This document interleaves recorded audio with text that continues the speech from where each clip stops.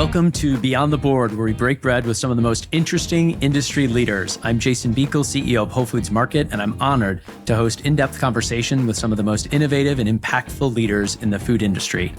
Today, I welcome my mentor, predecessor, and someone I'm fortunate to call a good friend, John Mackey, the co-founder and former CEO of Whole Foods Market.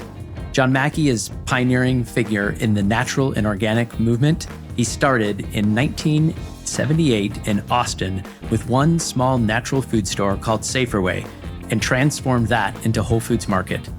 During his 42 years as Whole Foods Market's CEO, John revolutionized the American grocery industry. He made organic and natural foods mainstream and set new standards for ethical business practices.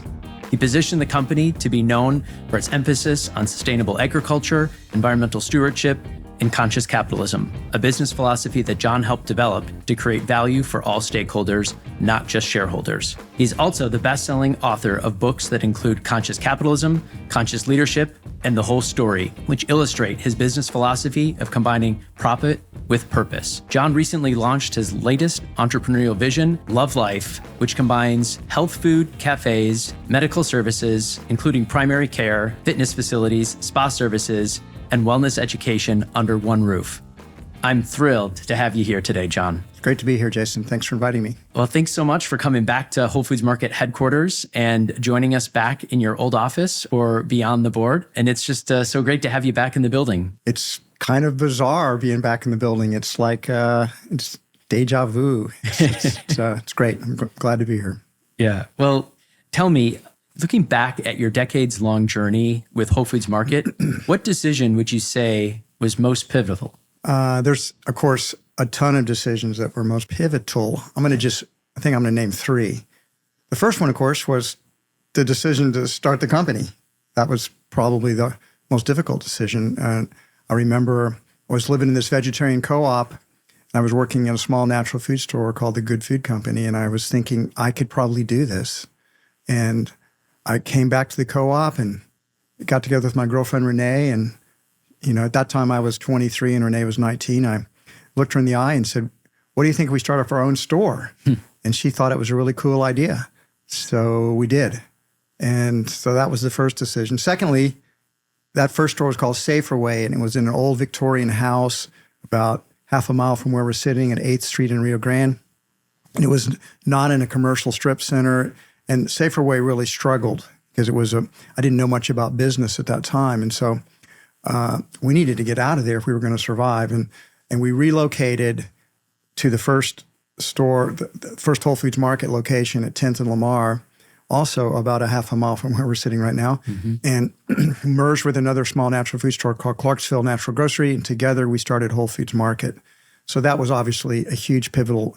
And then I would say for Whole Foods, I think the decision to go to California, to leave Texas and go to California, ended up being an incredibly pivotal decision, because it was then with the success of Palo Alto and then Berkeley and then Mill Valley that we realized, wow, we could be a much bigger company. We could do this anywhere. We're successful in California. And then, if I may just add a fourth one, the decision to acquire Bread and Circus in Boston. We got so much talent, like A.C. Gallo, Will Paradise, David Lannon, and Michael Bashaw, many other people came in from that ended up being pivotal players. So those are the ones that stick out in my mind as the most important. Yeah, that's great.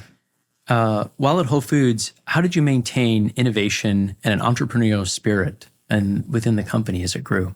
So it's kind of having that experimental attitude.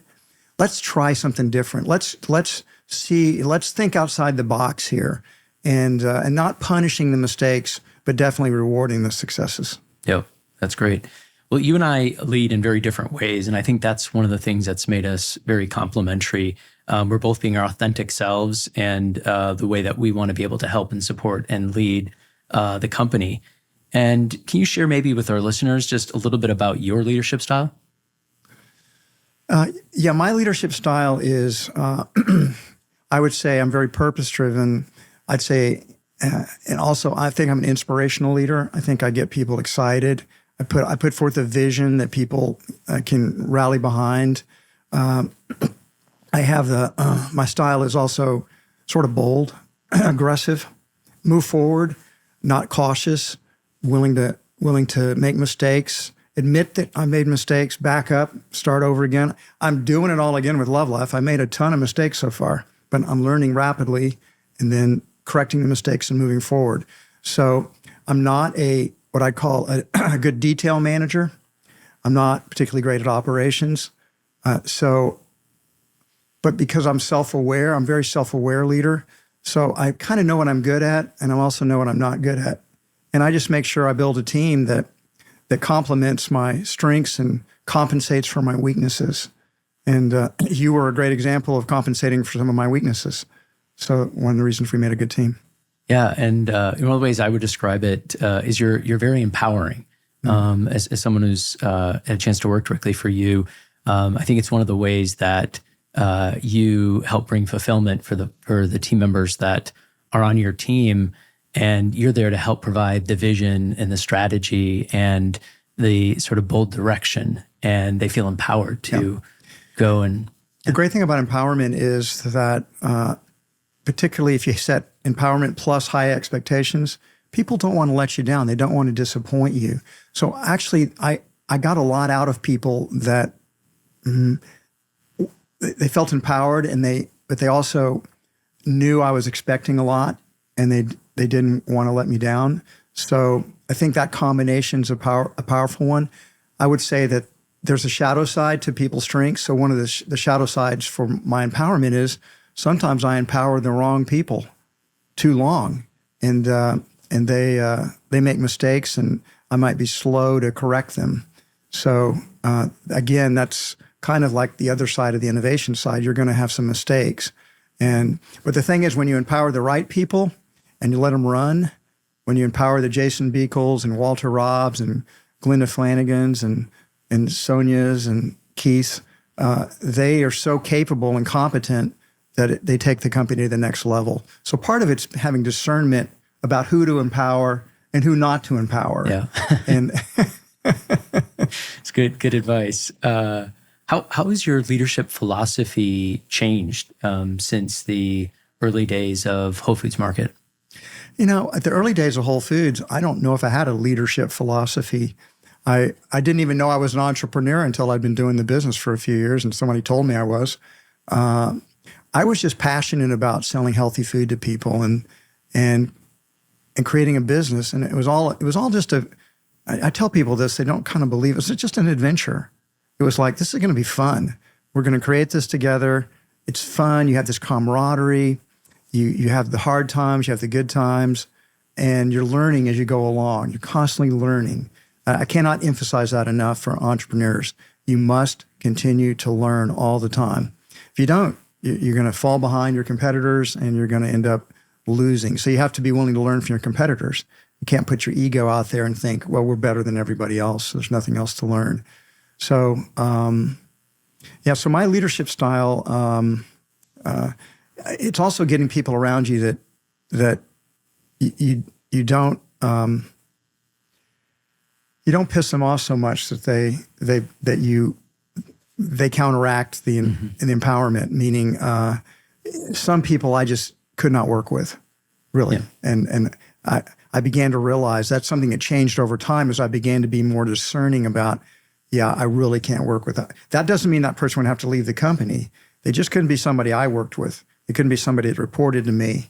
For example, if you need constant feedback all the time, I'm not the right leader for you. I need to get somebody else who will give you that kind of direction, because I'm more about, getting you, helping us set goals together and then turning you loose and you showing what you can do. So if you're not really self-directed, that's a very bad fit with myself. And it took me many, many years to learn that, you might say, to learn who I could work with and, more importantly, who I could not work well with.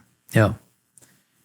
Did you ever consider having a more traditional, non-working retirement, or was your plan always to do something entirely new, like Love Life? I mean, I don't think I always had any kind of plan.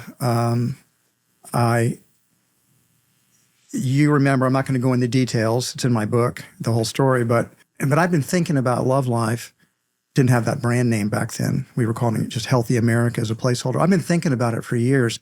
In fact, as I talk about it in the whole story, I almost did something like it all the way back in 1989. We were going to start a company called LifeWorks, and it fell through because one of the key players decided not to invest, and so we backed away. But I never left that. I never left that idea behind.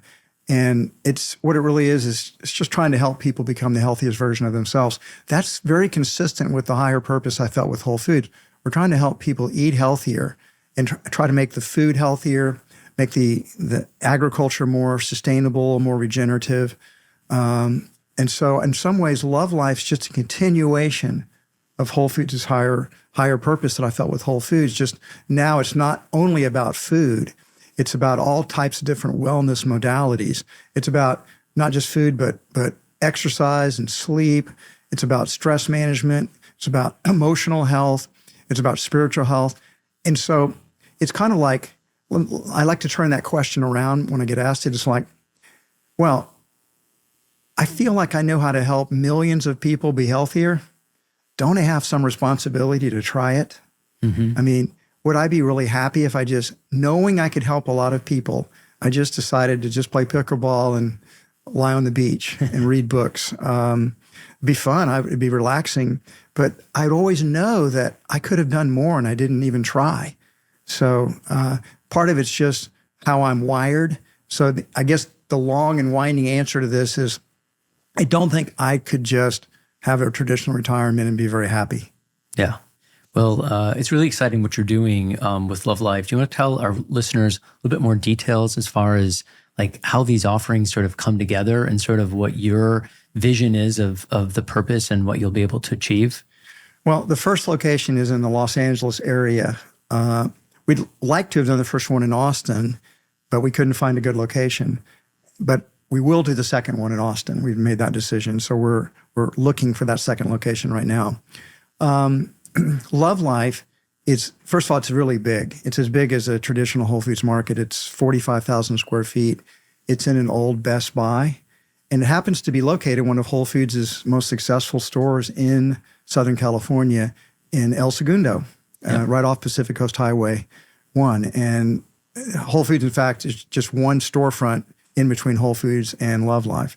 And so I do have the advantage of knowing all the highest volume stores in Whole Foods. So locating next to Whole Foods that's doing a lot of business means they're bringing in a lot of potential members that are already into a healthier lifestyle.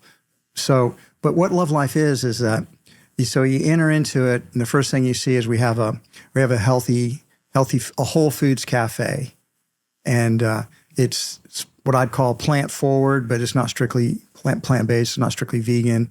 You can get animal foods with the food, and but it's 100% Whole Foods. It's natural. It's organic. In fact, our animal foods come from Whole Foods. It's like we don't have to reinvent these quality standards for meat because Whole Foods has already done all the work, all the homework. We just need to get it from Whole Foods, and that's what we're doing, and that's been a win for everybody. So after the cafe, you come in and you'll check in, and because the cafe is also open to the public, you don't have to be a member to eat there. But if you are a member, you get a 10% discount. So then we come in, and then you check in, and then we have a great fitness center, a gym, like you think Equinox. So we've got a lot of traditional weight equipment, aerobic equipment, and some that are very unusual that we think are sort of state-of-the-art type things like the OxyFit. Then we have a physical therapy room because we're doing a lot of physical therapy for people. We have a yoga studio.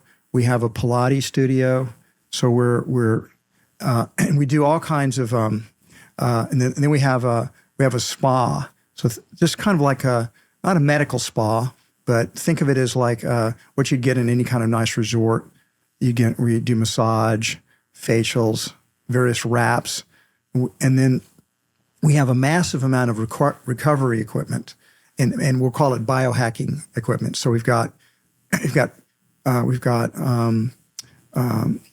hyperbaric oxygen chambers. We have 2 of those. We have a PIMF machine, which is microelectric currents that help you accelerate healing.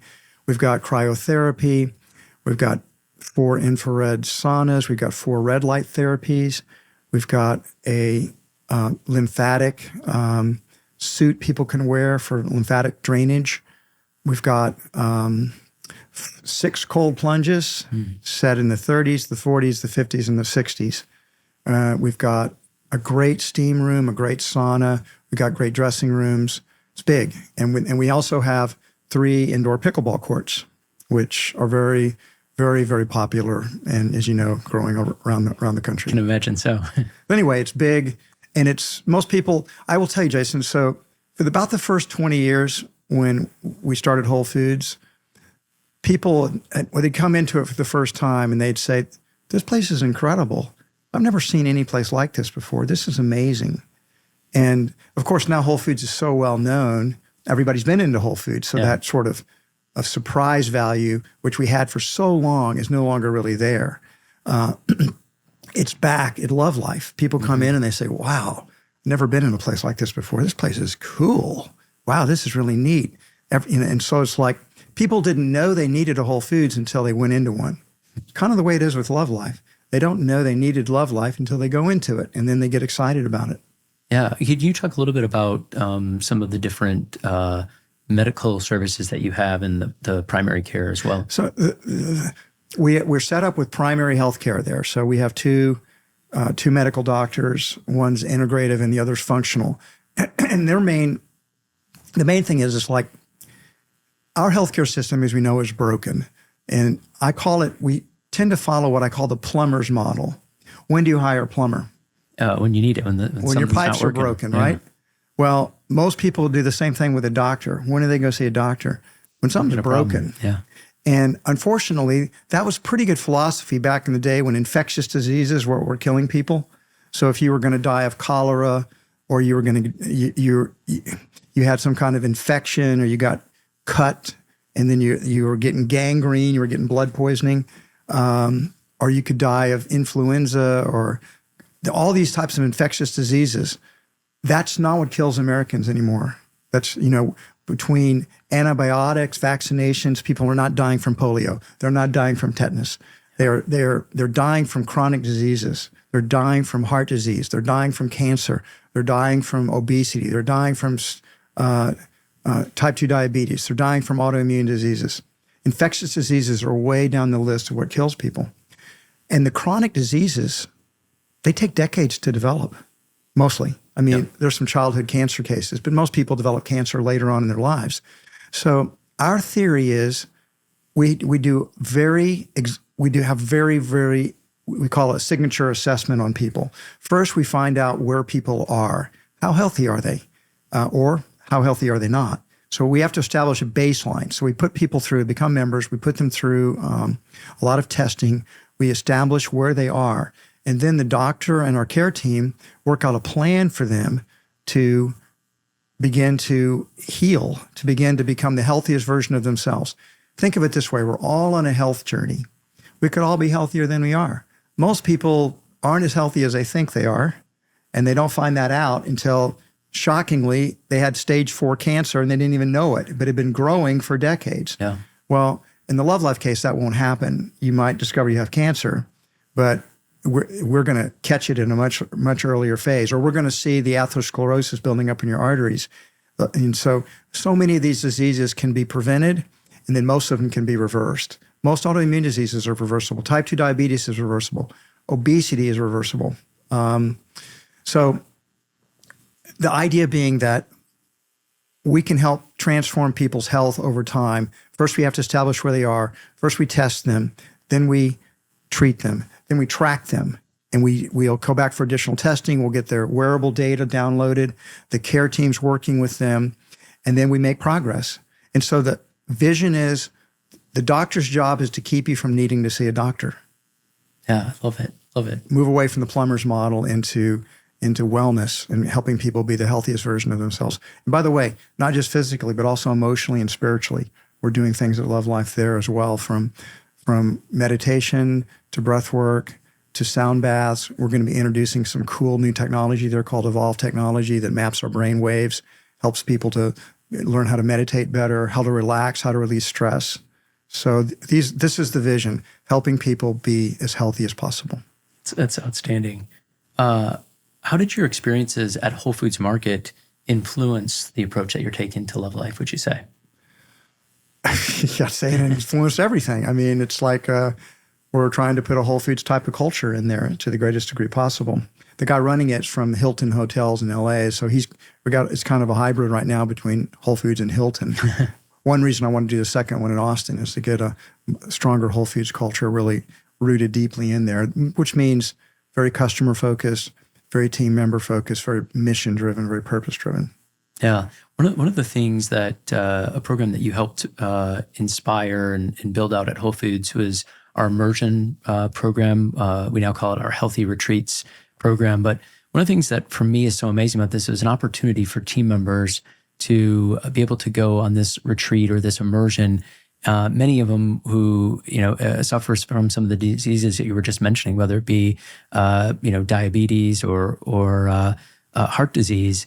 And through this program of only being gone for 1 week, having the ability to do just a massive reset of eating differently. And I've seen countless examples of our team members who've actually reversed those diseases, and they're just completely different people. I mean, their whole lives have basically been transformed. And so, for me, that's been like direct evidence of food as medicine. Yeah. Is your hope to figure out how we can bring this awareness more broadly? You mentioned Healthy America was your first working name. How do you see sort of this work manifesting into a much bigger purpose? Well, great question. First of all, I'm thrilled to know that you're still doing wellness or health retreats. And I wasn't sure that yeah. might be something you got rid of after I left. It's still alive and well.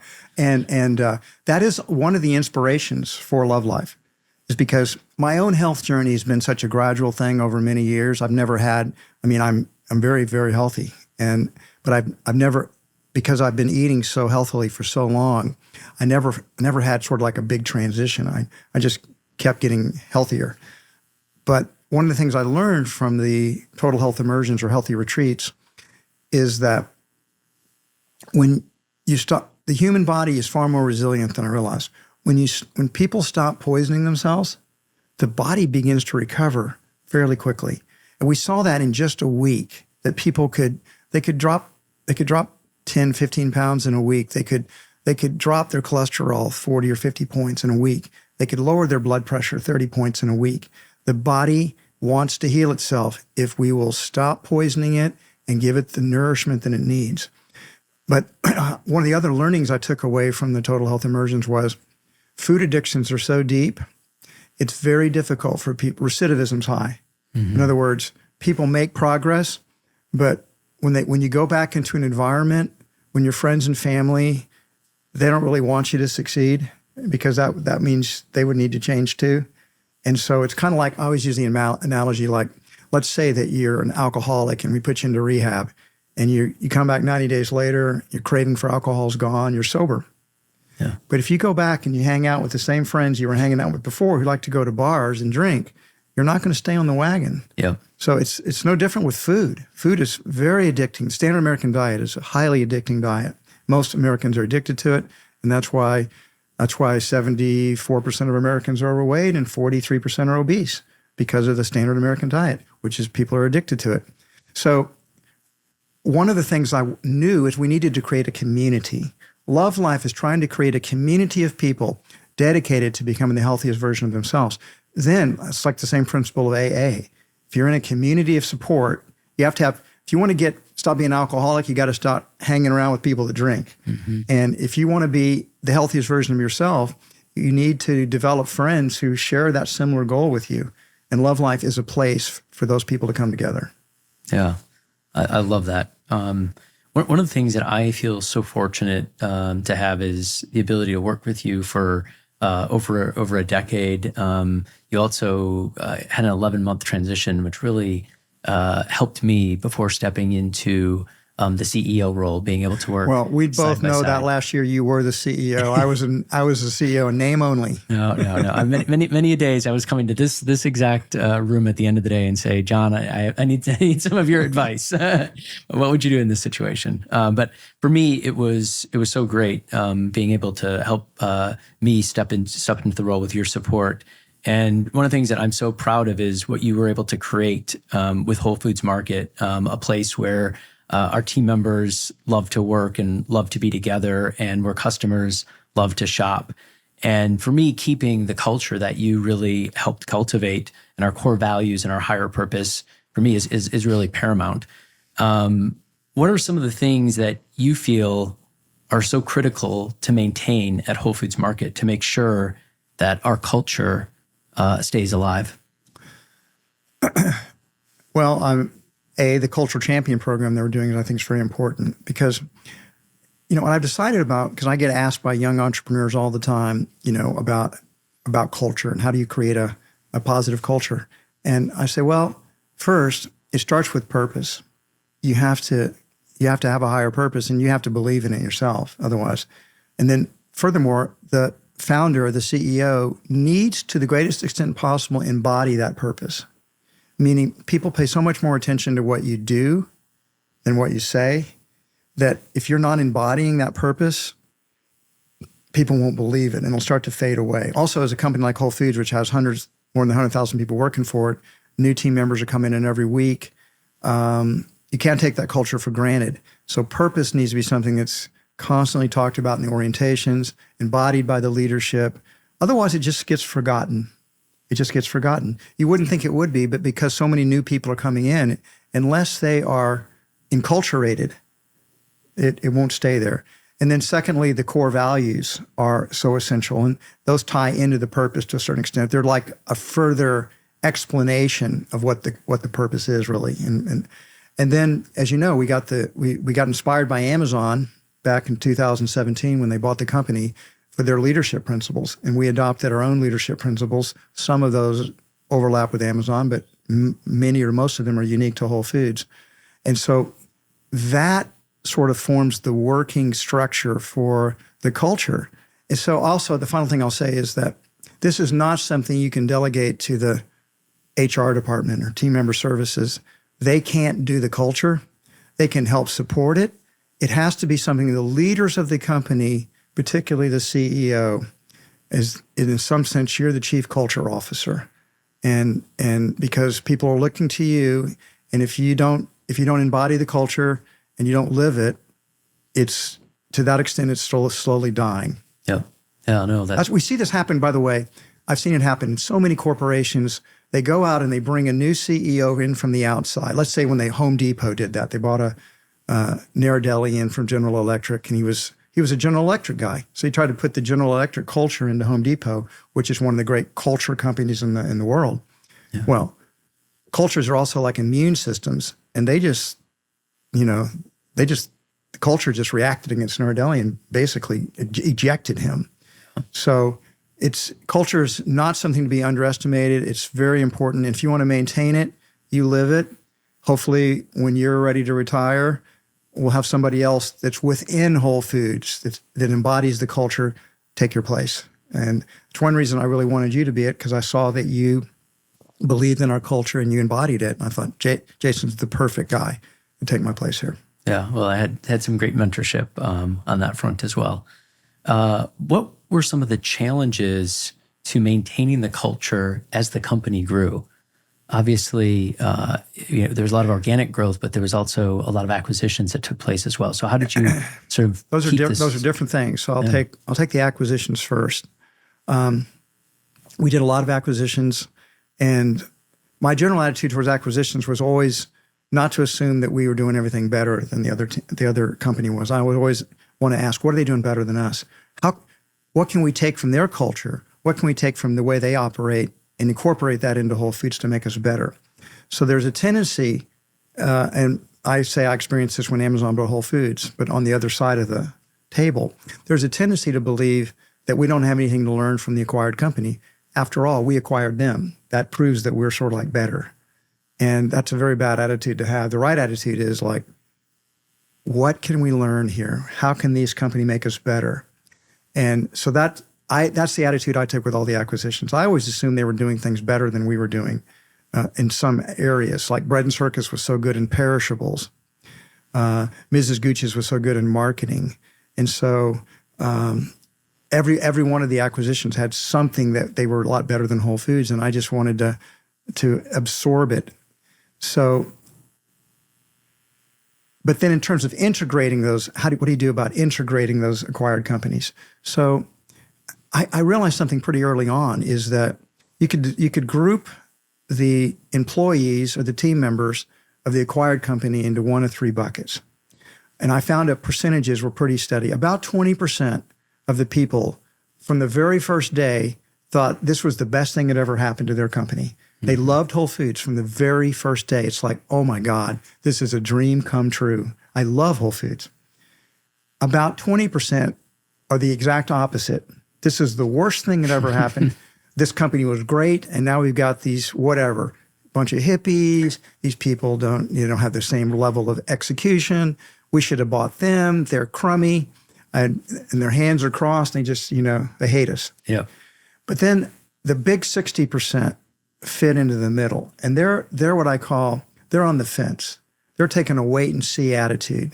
They don't know what they're going to believe, and so what I found that when you want to shift that culture, and it takes about 2 years to successfully shift a culture, in my experience. 2 years. Yeah. You get progress after 1 year, but after 2 years, they can be fully integrated culturally.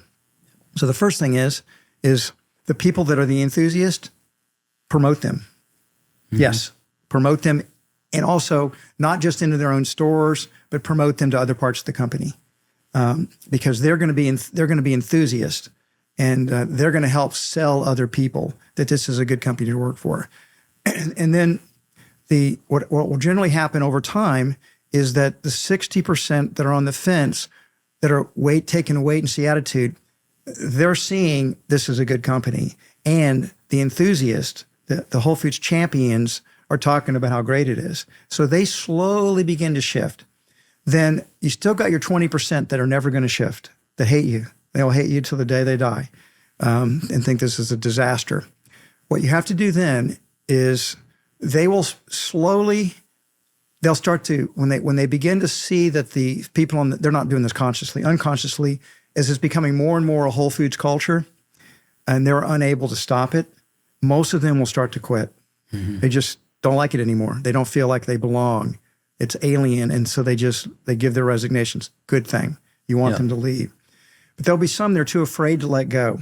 So I say, as you get near the end of the 2 years, those who are unable to make the cultural shift, you sort of need to begin to eliminate them, make them offers for them to leave. Because if you do that, if you let them stay, they're always going to be like a splinter that gets infected, and they're always going to be looking for bad stuff. So you kind of got to you give them a chance. You're as fair as possible, but. Anyway, that's how I'd approach the acquisitions for culture purposes. Yep. And I'd say that internally, now how do you maintain the culture internally over time? I've already talked about it, lead by example, the cultural champions. But with new people coming in, you just can never take the culture for granted. You have to assume that every year you're hiring tens of thousands. This is a fact. Whole Foods is hiring tens of thousands of people that never worked for the company before. Yep. And they don't know what to think or expect. And so they have to be people that are enculturated. And I think there are a lot of ways to do it. Some of the regions, they pioneered like little buddy systems. It's good for a new team member to have an experienced buddy that can help show the ropes. Show them this is how we do things at Whole Foods. This is what we value at Whole Foods. And if you just leave them alone, so to speak, you never know how it's going to turn out. So anyway, I'm pretty sure Whole Foods is doing all these things because the culture seems really strong. Yeah. Well, one of my favorite parts about the job is getting to visit our stores and feeling that culture alive. Yes, and you've been so good about getting out to. You're definitely a road warrior. Well, it's for me. I get a lot of energy and passion from it. Let's talk some more about the natural and organic industry. How have you seen it change since you first co-founded Whole Foods Market? The biggest way it's changed is that when we first started, back in the very first Whole Foods Market, the whole manufacturing side the whole processed food side of the business wasn't well developed. It was small. Very first expo wasn't there. There weren't very many people there. And Whole Foods, our first store, for example, 30% of our sales were in produce, 20% were in bulk foods, and about 15% were in meat and seafood. So do the math there. That's 65% were whole foods. So what we'd call the center store or grocery, and the vitamins were about 20%. So the whole processed food part of the business just wasn't there. And we just didn't have it. Yeah. And so we set our standards, and what happened over time was the processed food side of the business grew, and it didn't meet our standards, the minimum standards. And we ended up with sort of the processed food industry capturing the natural and organic foods industry, just a healthier version of it. But there's still, a food bar is healthier than a Snickers bar, but it's not that much healthier. Right. And people think it's because I know people think if they got it at Whole Foods, it must be good for you. So I think the biggest change was watching slowly the whole processed food industry grow and grow and grow until it's a much bigger part of Whole Foods market now than it was when we started out. And I don't think that's necessarily for the better. Right.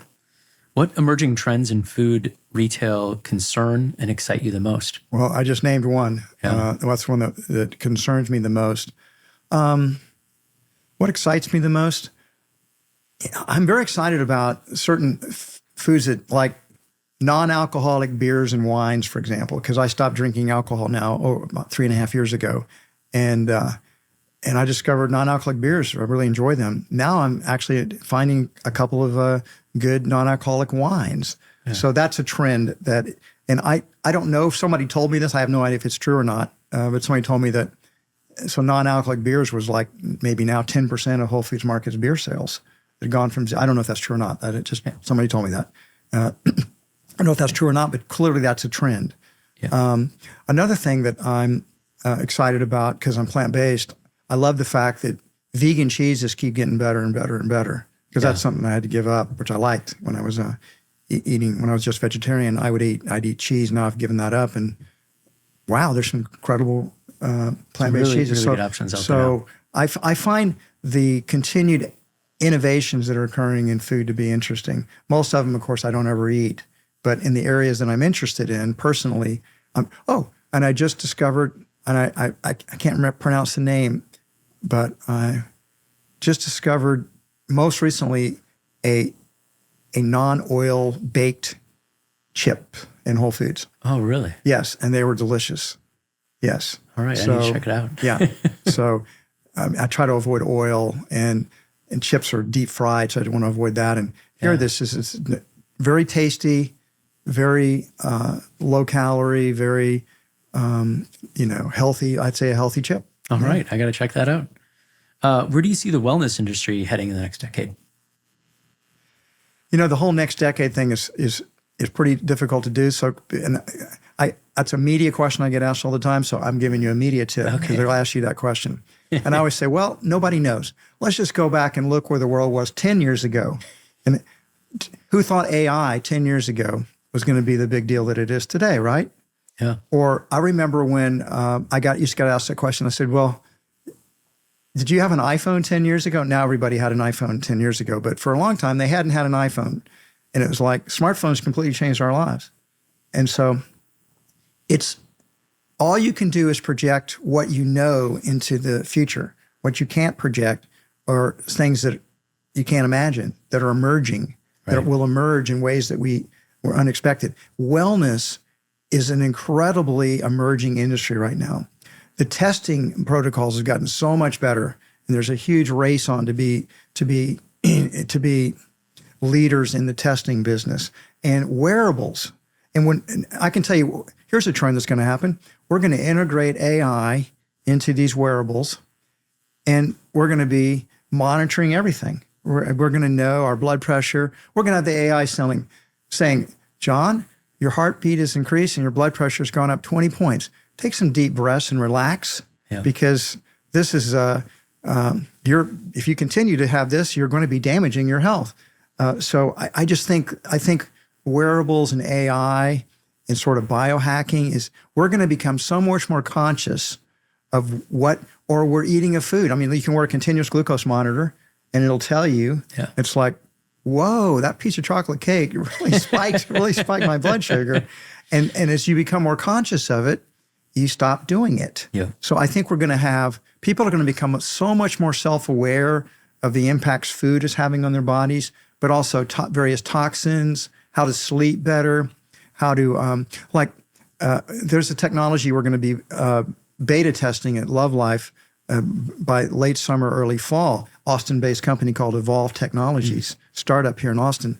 And they have this virtual reality brainwave device, a headset that you wear, and you're then immersed in a virtual reality of natural beauty. And and it's measuring your brainwaves, so you can see if you're in a high beta state or whether you've got alpha waves, theta waves, and then it's giving you that feedback. And so then it has these software modules that you can do. Like I tested out heart coherence, and how do you get your heart synced up with your brain? I just assumed those things were synced up, but no, actually they're usually not synced up in people. So I was able to get really relaxed, and as I got more relaxed, these stones, and it was this beautiful Scottish virtual reality that I was in, beautiful. And then as I got relaxed, these stones begin to float up. And then as I get more relaxed, they start to spin around slowly. And then by the end of the lesson, I can put them into this, I can make them disappear. And so that was my first lesson for heart coherence. Wow. So I just think these type of things, humans are going to advance rapidly in the next 10 years. AI is going to be part of it, but there's just so much biohacking going on. We're learning so much more about how to help people be the healthiest version of themselves. It's exciting. Yeah, it really is. That's outstanding. Jason, you'll get a kick out of this. So it used to be whenever I would travel, I'd always go into our competitor stores, right? I'd always want to see what's HEB doing here, what is Erewhon doing in LA, Trader Joe's, blah blah blah. I don't tour stores anymore. Yeah. But I go into wellness, holistic health clubs now. That's the new thing I go tour. Because I only shop at one store, Whole Foods. Yes. So there's no point in going in those other stores. I'm not going to buy anything, and I can't influence Whole Foods anymore and their merchandising. So it's just wasting my time. That's good. What advice would you give a young entrepreneur starting up a new business? Well, first thing, my advice, because you have no idea how many young entrepreneurs, now that I retired from Whole Foods, want me to tell them how to be a successful entrepreneur. I mean, I'm sure a lot. I say, guys, I wrote 3 books, read Conscious Capitalism, Conscious Leadership, and The Whole Story. My advice is all in those 3 books. But if you're asking in a general framework, the first thing I would ask that entrepreneur is, what's your business model? Because I think conscious capitalism, and the shadow side of conscious capitalism is people think if they just have a purpose and they care about their stakeholders, that's the recipe for success in business. I think of that as support. That's how your culture should be. But the first thing an entrepreneur has to have is it has to have a business model that you're going to have to create value for other people. You have to create goods and services that other people want to buy. And is that a good business model? What you're trying to do, is it going to work? You can have the greatest purpose in the world, but if you don't have a good business model, then you're still going to fail, even if you're taking care of your stakeholders, because you're not going to have any stakeholders because you're not creating any value. So that's the first thing I try to tell entrepreneurs. What's your business model? How's it work? And how's that going to stand up against competition? How easy is it to copy? Yeah, that's great advice.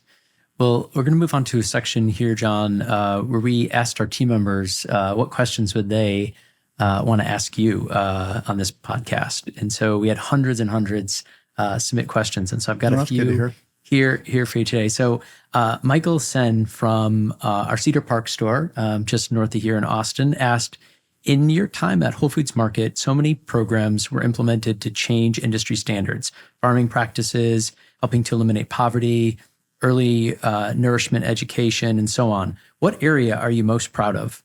And was there an area you wish you could have had a greater impact on? I'd say I'm going to say it's a tie between 2 programs. The first one is the Whole Planet Foundation, because I had read Muhammad Yunus's book, Banker to the Poor. I got to meet him, and I realized, man, we could do this. This is such a good idea. And the whole Planet Foundation is doing microcredit loans in the communities where Whole Foods does business all around the world. And it's, I haven't looked at the statistics in a couple of years, but last time I looked, we'd helped over 5 million people, because these loans are recycled. And we're in 80 countries. We'd helped over 5 million people and made a huge difference in people's lives and helped literally millions of people begin to escape poverty. That's a huge accomplishment. I'm very proud of that. Secondly, I'm very, particularly our meat standards, the Global Animal Partnership. No one else has done this. No one else has even tried to really copy Whole Foods, which is a shame, because we just realized that the way the factory farms, the way animals are treated in the United States is just ethically wrong. There's so much cruelty in it. There's so much pain and suffering. It's so unnecessary. But when we see animals as just like cogs in the factory without any value, then we have all kinds of laws, for example, that protect dogs, protect cats, protect horses, for example. So if you abuse those animals, you can go to prison. Mm-hmm. Certainly going to get a heavy fine. We have no laws really that protect cows, pigs, chickens. Yeah. We have some animals that have privileges and other animals that we just can do whatever we want to. And we literally, there are billions of animals that die every year in the United States alone that had horrible lives. So I'm very proud that Whole Foods took a stand, worked with the scientists, worked with the animal protection activists, worked with veterinarians, and Whole Foods people participated to help create these standards that are based on a step basis. So say unlike organic or fair trade, where you just had to do the minimum to get the certification, with that Global Animal Partnership, you would have the ratings, and so people could, there were incentives to improve the welfare, not just stop at a minimum level. So I'm very, very, very proud of that. And that's helped billions of animals have a better life. And so they just end up ideally with just one bad day, the last day of their life. Yeah. The rest of the time, they were able to be animals and enjoy some of the life that they were blessed to have. Yeah, and I've had the privilege of actually being able to go to farms and see this in action, and it's just incredible to see the work that our suppliers do. Yeah, it is pretty incredible. The wake-up call for me, of course, was seeing what people were doing. You have to see the factory farms to appreciate the farms that Whole Foods works with, and they're qualitatively massively different. And I think that's been a communication challenge. It's been very difficult to communicate that because so many supermarkets copy Whole Foods' marketing. They don't copy the programs. Yep. That's the problem.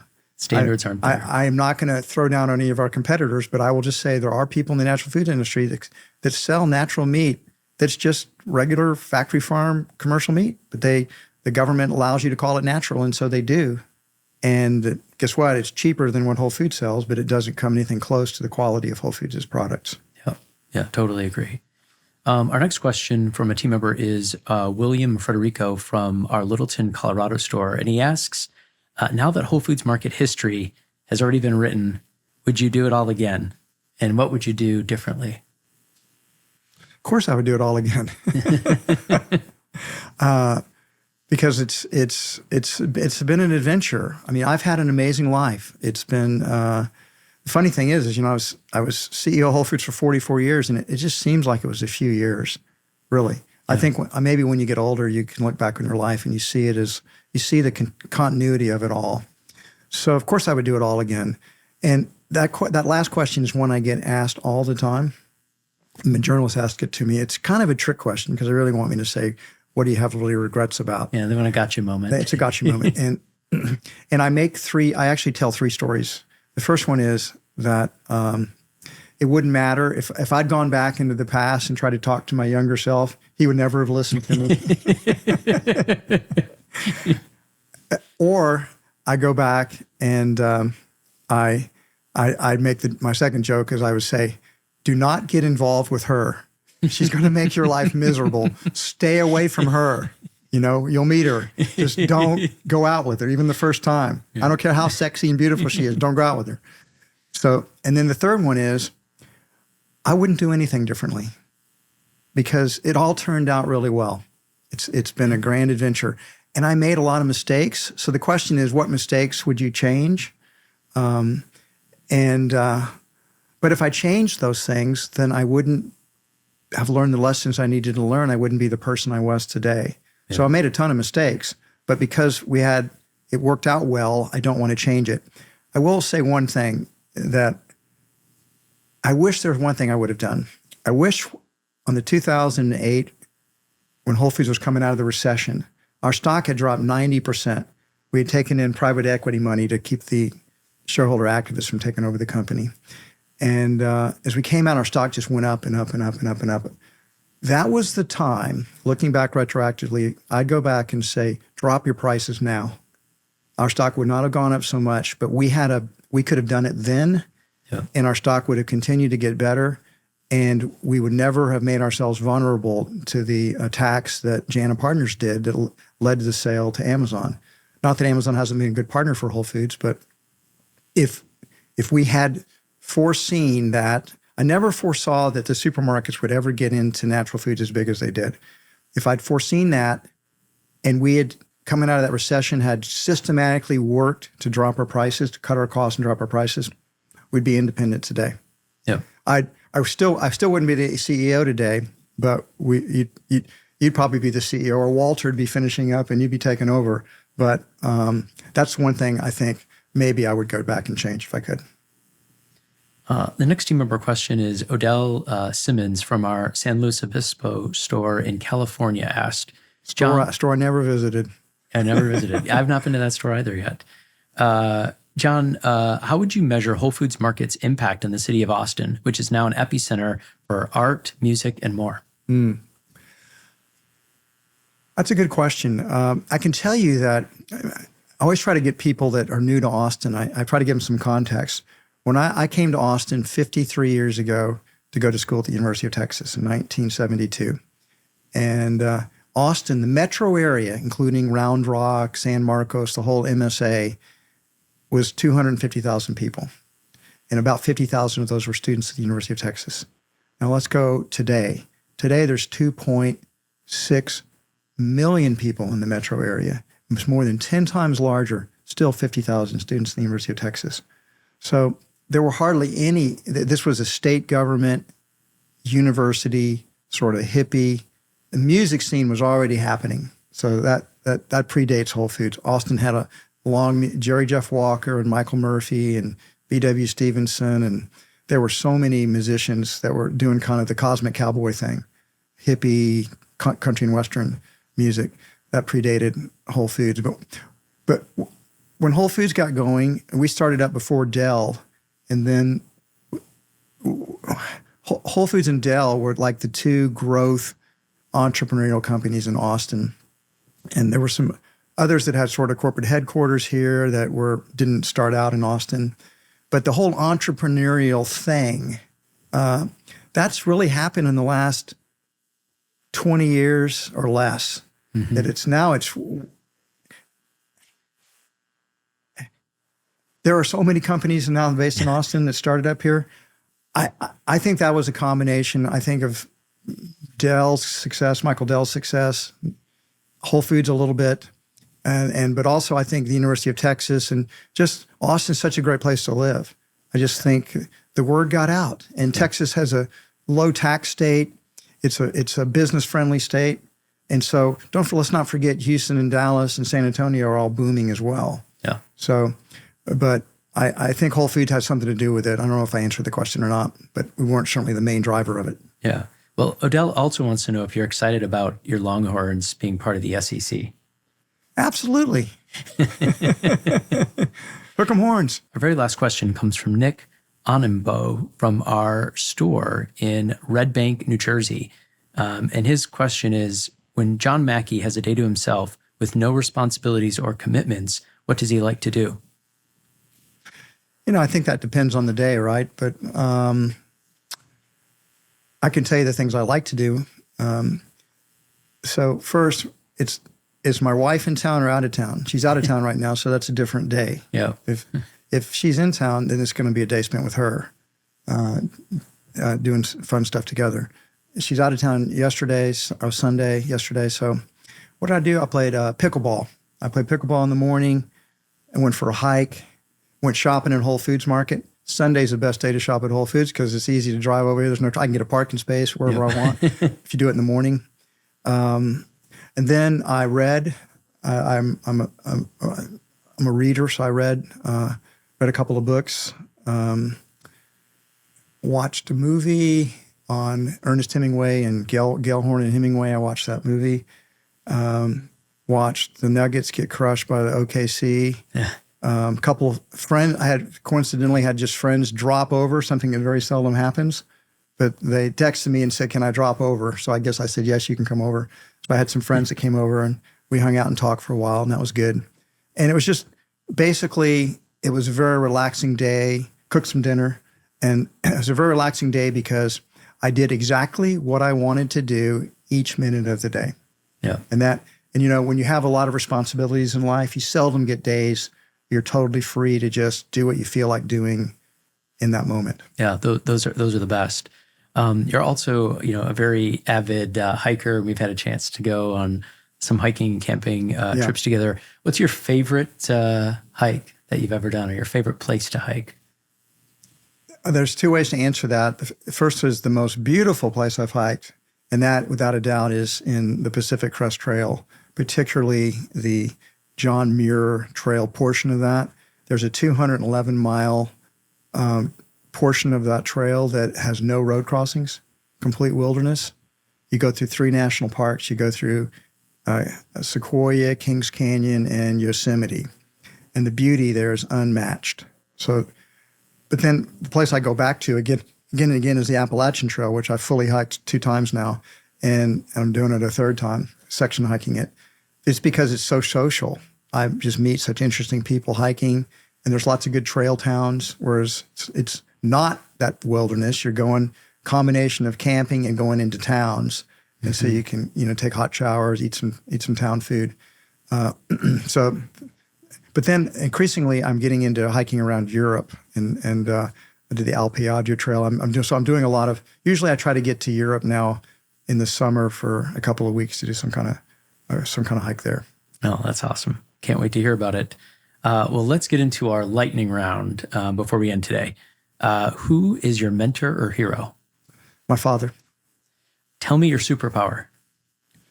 Enthusiasm. If you are hosting a dinner party for 4 people, dead or alive, who are you inviting? I have to answer that question in 2 ways. First, I'm going to invite my dead parents because I haven't seen them in a long time. Yeah. So, so I'll invite people that have died that I love and they're not with me anymore. My brother-in-law, Jean-Claude. But that's not the question they're asking. Really, they're asking who are the people that you would, family aside, you'd want to have dinner with.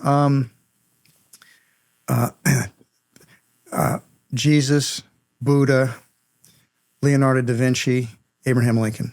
That's great. What are you making them for dinner? I'm going to make a good whole foods plant-based meal. Probably, what will I do? I'll probably make a soup. I may make some lasagna, and I'll make some chocolate avocado pudding for dessert, and a big salad. Yes, you're a great cook. I've had a chance to enjoy many great meals that you've made. What's the most unusual food you've ever eaten? That's got to be some food I ate in Japan before I was vegan. I was over there visiting Japan, and Bud Sorensen sponsored me to go speak at some university there. And then they were hosting us and wining and dining us. And I remember I just had no idea what this food I was eating was. And I got Bud on the side and I said, "Bud, what are we eating? This food is bizarre. I'm choking it down, but it's just bizarre." And he looked at me and he smiled and he says, "You don't want to know what you're eating." So I think that's the strangest food I ever eaten. It was so strange, he either didn't know or he refused to tell me. Yeah. I think it was some kind of weird raw seafood. Okay. How do you spend your first hour every morning? First thing I do when I get up is I go weigh myself. Then Then I go down and I do my spiritual practices, which is going to be reading a spiritual book, usually A Course in Miracles. Then I'm going to do appreciations and gratitudes. Then I'm going to do meditation. And then after that, I'm going to get up and make myself my smoothie, my big Vitamix smoothie that I drink through the day. And then I'm going to go do some physical activity after I have the smoothie. I'm either going to play pickleball, I'm going to do a walk, I'm going to do Pilates. So every morning is done something with those three things. That's great. What daily habit keeps you grounded? Meditation. What is a recent failure or lesson? A couple of acquisitions for Love Life and empowering entrepreneurs that I empowered the wrong people. The last podcast that you listened to? Right. I'm listening to Carter Phipps, Thinking Ahead. What is one biohack that everyone should be doing? A biohack everyone should be doing? People should be doing, I should be doing this more often. But I think the contrast of cold and heat is a biohack everybody should do. Yep, I think it really stimulates the immune system. But it's just hard getting in that cold water. It really is. But you feel so great when you're done. You feel so good when you get out, yeah. What's one biohack no one should be doing? That really is just a fad. What's a biohack no one should be doing? No one is a big one. I would say that I really just don't think the carnivore diet's going to work out well in the long run for people. Yeah. And last one, what's next for Love Life? Getting in a location in Austin, Texas. Thanks so much for the homecoming today and celebrating 45 years of Whole Foods Market with our listeners, John. I enjoyed going beyond the board in our conversation and appreciate your dedication to the future of food. Throughout his career, John Mackey has been recognized as one of the most influential advocates for organic food, sustainable business practices, and stakeholder-focused capitalism in American business history. Thank you for tuning into Beyond the Board, where we highlight the people and products shaping the future of food and wellness. Until next time, let's keep supporting brands like Love Life that bring innovation and holistic healthcare to our communities.